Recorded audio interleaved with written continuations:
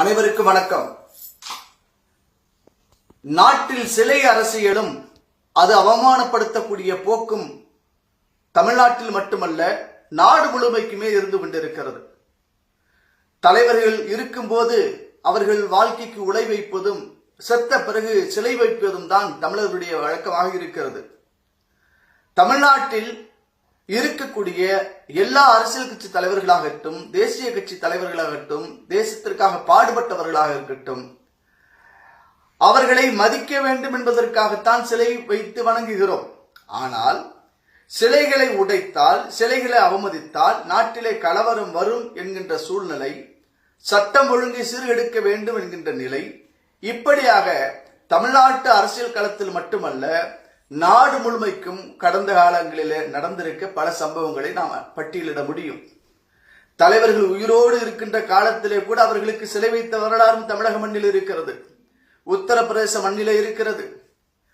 ஈவேரா போன்றவர்கள், அண்ணாதுரை போன்றவர்கள் தமிழ்நாட்டிலே அரசாங்கத்துடைய இடங்களில் ஒருவித ஆணை பிறப்பித்து தங்களுடைய கடவுள் மறுப்பு, இறை நம்பிக்கை இருக்கக்கூடியவர்களை கொச்சைப்படுத்தக்கூடிய வகையிலே இறை மறுப்பு வாசக கல்வெட்டுக்களை வைத்து தமிழ்நாட்டிலே அரசாங்கத்துடைய இடங்களில், குறிப்பாக ஆலயங்களுக்கு எதிரிலே வைத்து அரசு அனைவருக்கும் பொதுவாக வரி வசூலித்து அனைத்து மக்களும் கொடுக்கக்கூடிய அந்த வரிப்பணத்தில் சமத்துவபுரங்களை எல்லாம் அரசாங்கம் உருவாக்கியது. அங்கே சமத்துவபுரத்தில் ஈவேரா சிலைகளை எல்லாம் வைத்தார்கள். அது மட்டுமல்ல, அண்ணாதுரை சிலைகளை வைத்திருக்கிறார்கள், எத்தனையோ தலைவர்களுடைய சிலை வைத்திருக்கிறார்கள்.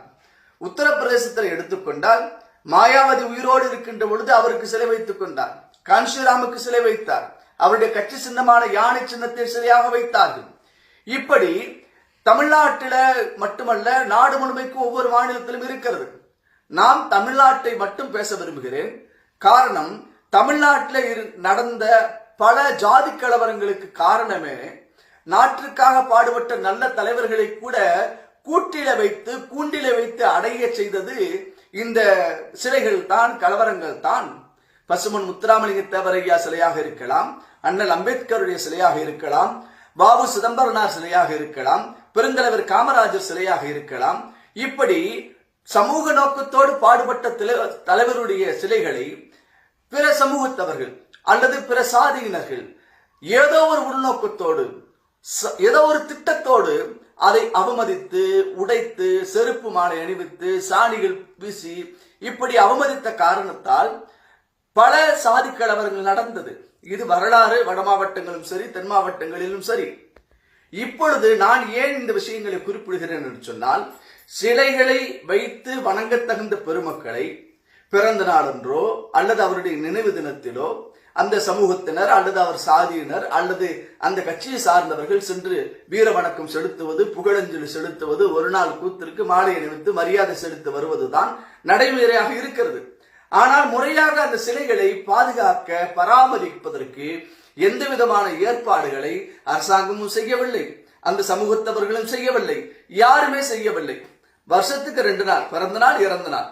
இன்னைக்கு நான் ஏன் அரசாங்கத்துக்கு ஒரு மிக முக்கியமான கோரிக்கையை முன்வைக்கின்றேன். இந்து தமிழர் கட்சியின் சார்பிலே சமத்துவபுரங்கள் என்கின்ற ஒரு திட்டத்தை கருணாநிதி தொடங்கினார். எதற்காக? அனைத்து சாதியினரும் சமமாக இருக்க வேண்டும் என்பது போல. நாங்கள் அரசாங்கத்திற்கு, தமிழ்நாடு அரசாங்கம் இதை கவனத்தில் கொண்டு இந்த திட்டத்தை செயல்படுத்தினால் நாட்டிலே சட்டம் ஒழுங்கு பிரச்சனை இருக்காது, சிலை அவமதிப்புகள் இருக்காது, சிலை உடைப்புகள் இருக்காது, அது சார்ந்து காவல்துறையினருக்கு தேவையற்ற வீணான பதட்டம் இருக்காது, தேவையற்ற சச்சரவுகள் இருக்காது, அரசியல் கட்சிகள் செய்யக்கூடிய அவசியமற்ற அரசியல் இருக்காது.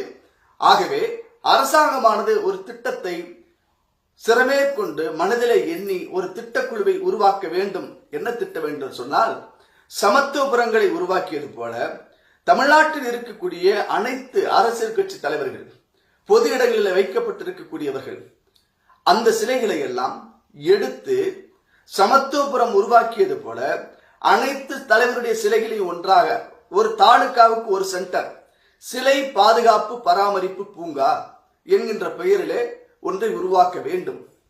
காரணம், அப்படி இருந்தால் ஒன்று அந்த தலைவருடைய சிலைகள் சுத்தமாக இருக்கும், அதை முறையாக பராமரிப்பார்கள். அந்த சமூகம் சார்ந்து அல்லது கட்சி சார்ந்து இருக்கக்கூடிய தலைவர்களுக்கு மரியாதை செலுத்த வேண்டும் என்று யார் விரும்பினாலும் அந்த சிலை பாதுகாப்பு பராமரிப்பு பூங்காவிற்கு வந்து முறையாக அந்த பூங்காவுடைய நிர்வாகியிடம் தகவல் தெரிவித்துவிட்டு முன் அனுமதி வாங்கி குறித்த நேரத்திற்கு உள்ளாக சென்று மாலை அணிவித்து மரியாதை செலுத்தினால் தேவையற்ற தொந்தரவுகளோ சச்சரவுகளோ இருக்காது.